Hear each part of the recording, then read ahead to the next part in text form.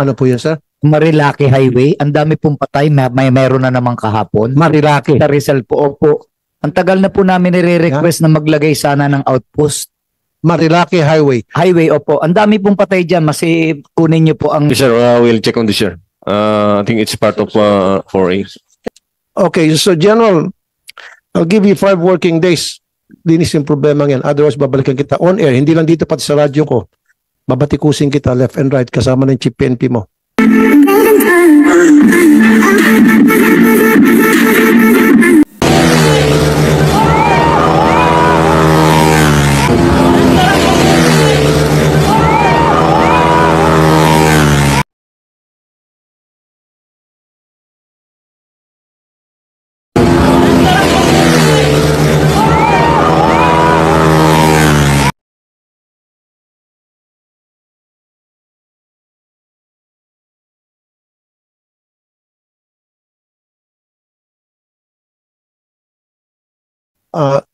Tumataas si Mr. Lim. Sir, may pakiusap lang po kami. Sanay naman po ng baka po yung Marilaki. Pwedeng lagyan din. Ano po yun, sir? Marilaki Highway, ang dami pong patay, meron na namang kahapon. Marilaki. Sa Rizal po, opo. Ang tagal na po namin nire-request na maglagay sana ng outpost.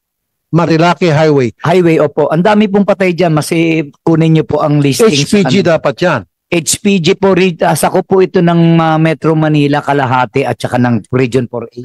Rizal lang lahat, no? Rizal na lahat. Huh? Oh, ginagawang race track to, General. General, every Sunday. So, yung Marilaki, sinasabi ni Mr. Lim sa Marcos Highway. Yes, sir, we'll check on this, sir. I think it's part of 4A. Sulat kayo.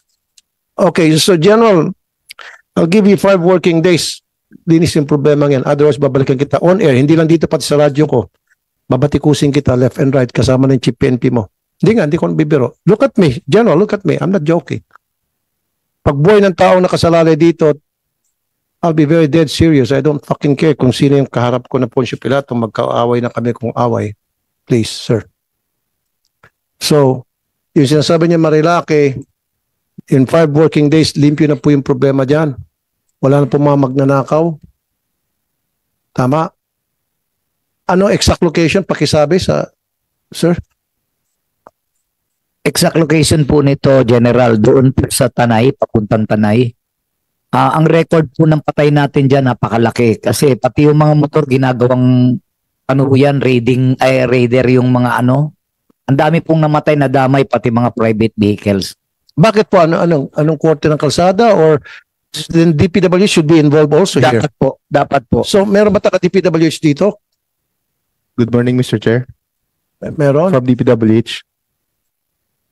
Okay. DPWH, is there anything that you can do about this? Uh, Not only the PNP should be involved, also you, DPWH. Yes, Your Honor, we'll coordinate. I'm from the legal service, Your Honor. I'm not particular with but we're aware of what's happening in Marilaki. You're aware. Yes, Your Well, Honor. what have you been doing about it? Top of my head, Your Honor, I'm sure that we installed rumble strips in the corners. It's a curved road, Your Honor, as Yes. I'm aware from the videos that I see from social media. There are now rumble strips that are installed. When was this installed, sir? I can't say for now, Your Honor, but we'll Yung installed dito, bakit tuloy-tuloy pa mga disgrasya ayon dito kay Mr. Lim? I can say, but I'm sure, Your Honor, it's being used as a racing place for motorcycles, particularly, Your Honor. Racing. Yes, So Your Honor. therefore, trabaho ito ng PNP. So General, yung responsibility, I'll put it on your shoulder again, na please, ayoko na mabalitaan na may mamamatay dyan. Ginagawa pa lang racing track. So aware po kayo dito, General, ang PNP.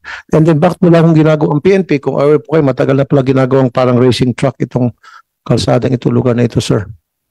I think, sir, the Police Regional Office 4 is aware on this, but we will direct them again to intensify their presence in that area. Pinapatay? Okay. Sige, mamaya na yan. So, sir, I want this addressed in the next 5 days. Wala nito. Anong LGU may sakop po nito? Region 4A po. 4A. Sino pong LGU? Sino pong Tanay po yung lugar. Tanay. Tanay Rizal? Opo, Tanay po. Ito po yung Sino pong mayor dyan? Baras and Tanay. Sino pong mayor dyan? Sino bang mayor natin sa DLG? Andito pa ba yung DLG? Tantuangco raw po yata si Mayor Tantuangco. Ito po yung Marikina Rizal Quezon Highway. DLG? Ako. Nasa yung DLG natin. Sir, bigyan po kayo ng assignment. Bigyan ko kayo, sir, ng assignment. Siyempre, dapat ma-involve lahat dito. Hindi lang yung DPWH, PNP. Dapat involved din yung LGU. So, pakitake note po, sir. Pakiusapin niyo po yung LGU na nakakasakop nito kung sino yung mga mayors dito. Na do something, magkaroon silang programa. Kasi, constituent din nila karamihan siguro na aksidente rito. Di ba? Yes po, Mr. Chair. With regard to that, we will inform the concerned LGUs po.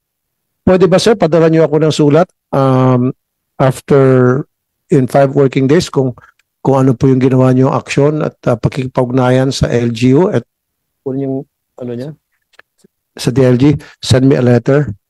And of course, yung sulat na yun, dapat hindi galing sa iyo. Baka hindi ka paniwalaan. Siguro kay Secretary Abalos magagaling. Yes po, sir. We will talk with my principals po. Kung sino naman yung acting secretary or whoever. Yes, sir. Opo, sir. Sige. Sino pang gusto mong salita? Wala nang gusto mong salita. Ngayon, mamaya yung sa Marina naman. Pinapatay na ng mga MMDA. Pagdating ng gabi, may mga stoplight na yung nag-warning. So nalilito yung mga pedestrian at nalilito yung mga kotse kung sino bang mauna. Yes, Mr. Chair. Ba't ganon? May part po yun ng namin, traffic management plan. If you, una yung ginagawa namin dyan, EDSA and sa may Katipunan, during rush hour, minamanual ho namin kasi hindi ho talaga kayang isustain yung kapag hindi namin dinoble tap, talagang nagkakabulbul po. So, we make sure that yung enforcers namin doon madami kapag dinodouble tap during a particular period na rush hour sa gabi and sa ilang lugar during morning po. Ginagawa ho namin yan, dinodouble tap, minamanual ho namin ang pag-operate, lalong-lalo na sa mga major intersections. Okay. Ito pa isa, kanina observation, I forget kung sino may observation ito. May mga stoplight kayo na napakabilis na mag-red. May mga stoplight kayo na antagal, naka-green. Yes, Mr. In Chair. fact, ako mismo nakaranas niyan. Malapit na ako, siguro 5 dipa na lang, and then parating ko sa harap na 1 dipa na lang, biglang nag-red na naman. Nag-green lang for a few seconds. Ba't ganun? May ho kasi, may mga traffic light na kami na may mga kasama hong volume detector. So, tinitingnan ho niya lang haba ng buong stretch. Volume detector, so sa EDSA pa man din yun, nakalimutan ko lang papasok ng SM eh. Ang haba na namin, I'm telling you sir, kung volume detector ang pinag-usapan, so dapat nakita niyo yung volume niya ng kilometro ng haba, parang umabot ako ng 1 oras lamang makatawid lang ako ng SM. Dahil siguro 1,000, 10 seconds lang ata ang green. May mga automated ho kami na mga... Sana naman lang hindi 10 seconds, sana naman lang gawin yung mga 1 minute. Not 1 minute, siguro baka mga 2 minutes, 3 minutes. Ano bang standard? May program ho kasi yan kapag... Ano bang standard talaga? Pag sa mga... Sa volume. Kasi automated po yan. Pero sir, wag naman seconds. Wag naman seconds. I think mga 60 seconds ata, 1 minute. Yeah. It varies depending on the situation and depending on the volume, especially during rush hour, Mr. Ito lang sir, tansya nyo. Siguro kulang pa yung pagtansya nyo. Siguro dumadami sasakyan ngayon sa Pilipinas. So, magbabagong... That's why may mga ginagawa ko namin yun, tinitake over ng mga enforcers namin during rush hour. Kaya po nag-orange, nagbiblink lang siya. Yun po ang tinatawag namin na dinodouble tap namin. Sabi sir, yung sa pag-heavy traffic, yes, Mr. na Chair. maiksi lang yung green. Pwede naman ho ano po yung program yan. Mag-ikot-ikot kayo sir, hanapin nyo ano. Yes, Mr. Chair. Okay. Noted po. Thank you very much.